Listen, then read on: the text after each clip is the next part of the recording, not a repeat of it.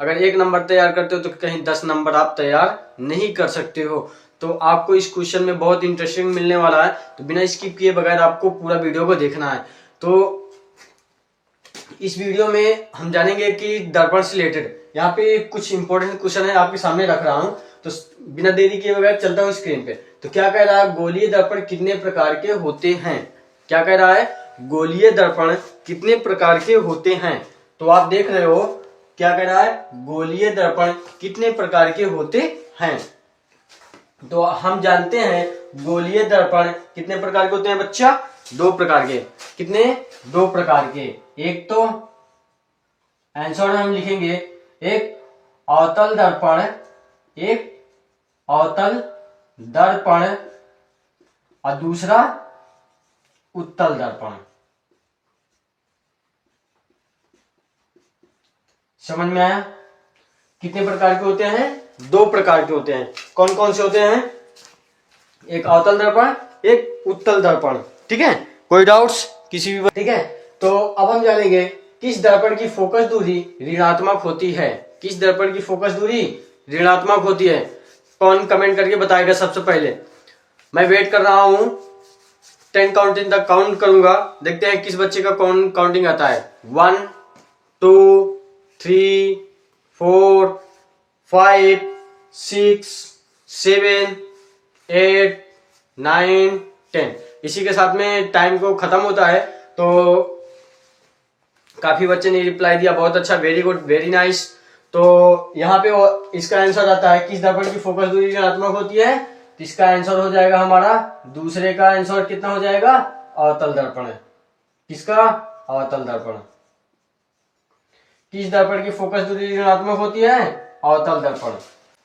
आपको क्वेश्चन आपके एग्जाम ये कम से कम 3 साल कंटिन्यू लगातार आया हुआ है, 16 17 18, तो इसलिए हमने इस क्वेश्चन को उठाया है। किस दर्पण की फोकस दूरी ऋणात्मक होती है? तो अवतल दर्पण की। ठीक है, हमारा 2 क्वेश्चन कंप्लीट हो गया, फर्स्ट सेकेंड। पहला क्या कह रहा था, गोलीय दर्पण कितने प्रकार के होते हैं?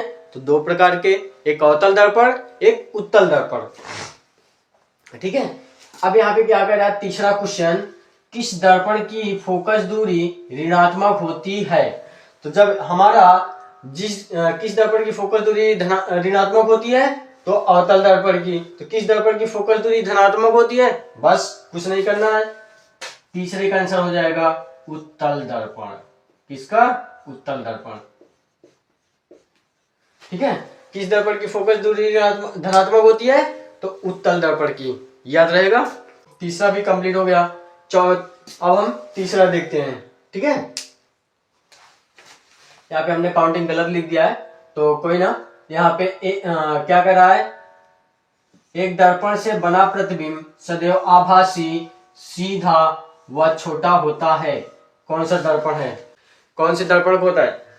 ठीक है, यहाँ पे एक दर्पण से बना प्रतिबिंब सदैव आभासी, सीधा व छोटा होता है, ऐसा कौन सा दर्पण है?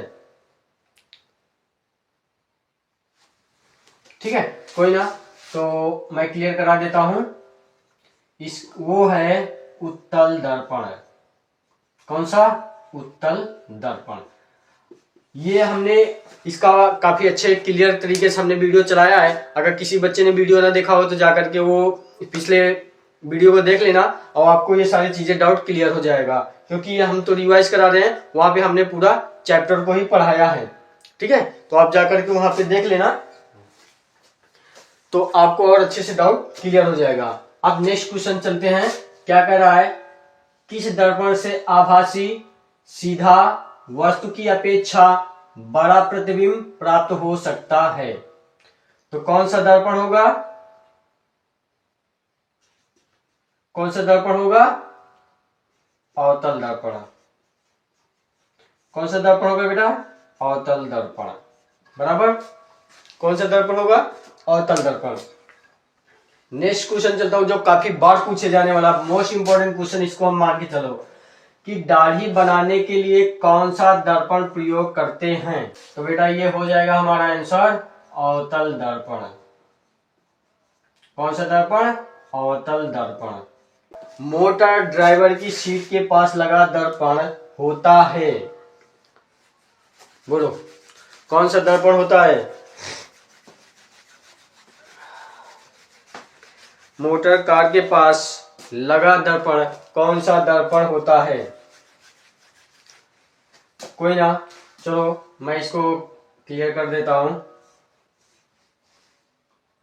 7 नंबर उत्तल दर्पण। कौन सा दर्पण? उत्तल दर्पण।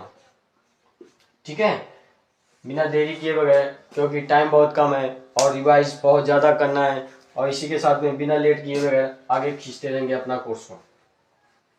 फिर नेक्स्ट क्वेश्चन आता है, किस दर्पण के सामने रखी वस्तु का प्रतिबिंब पर्दे पर देखा जा सकता है तो दर्पण होगा? अवतल दर्पण। कौन सा? अवतल दर्पण। ठीक है, कौन सा दर्पण? अवतल दर्पण। बराबर। ये हमारा इतना 7-8 क्वेश्चन कंप्लीट। नेक्स्ट क्वेश्चन आते हैं, प्रकाश के परावर्तन से आप क्या समझते हो? This is a note point. प्रकाश के परावर्तन से क्या समझते हो? ठीक है, प्रकाश के परावर्तन से आप क्या समझते हो? तो प्रकाश का परावर्तन, आंसर लिखो। आंसर हो जाएगा, जब प्रकाश, आप ऐसे ही समझ लो कि लिखने का टाइम तो बहुत कम है। जब प्रकाश किसी पॉलिशदार व चिकने तल पर गिरता है तो प्रकाश परावर्तित होकर वह किसी और माध्यम में चला जाता है, जिसे हम प्रकाश का परावर्तन कहते हैं। जब प्रकाश किसी पॉलिशदार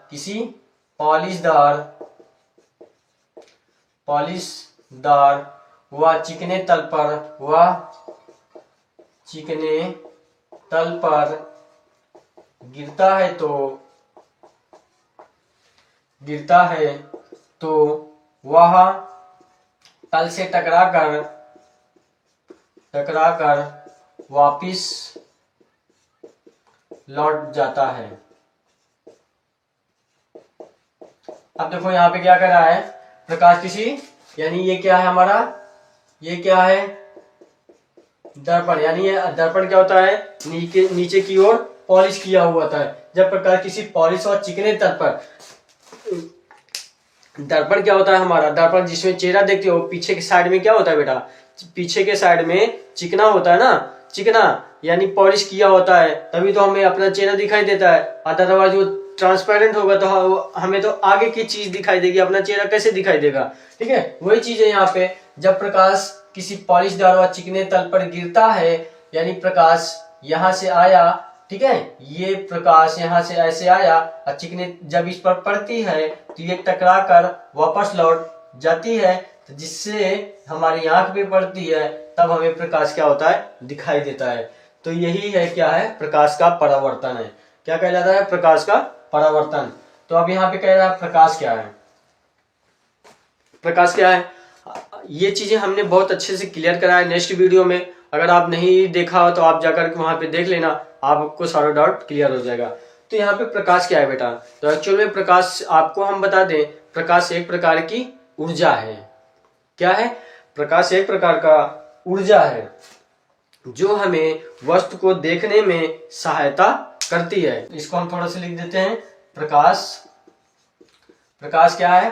प्रकाश एक प्रकार का ऊर्जा है। प्रकाश एक प्रकार का ऊर्जा है जो स्वयं दिखाई नहीं देता है, जो स्वयं दिखाई नहीं देता है, परंतु प्रकाश एक प्रकार की ऊर्जा है जो स्वयं दिखाई नहीं देता है, परंतु वस्तु को देखने में सहायता करती है। वस्तु को देखने में सहायता करती है। ठीक है, वस्तु को देखने में क्या करता है? सहायता करती है। लास्ट क्वेश्चन क्या कह रहा है? 10 नंबर, परावर्तन के नियम। आप जानते हो परावर्तन 2 प्रकार के होते हैं। कितने प्रकार के? 2 प्रकार के होते हैं। कौन कौन से होते हैं? आपतित किरण और परावर्तन कोण। आपतित किरण और परावर्तन कोण हो जाएगा। ठीक है, तो ये हमारा दो प्रकार के होते हैं। तो आगे चल रहा हूं अपना नेक्स्ट लेकर के, तो आपको कोई डाउट्स हो तो कमेंट करिए।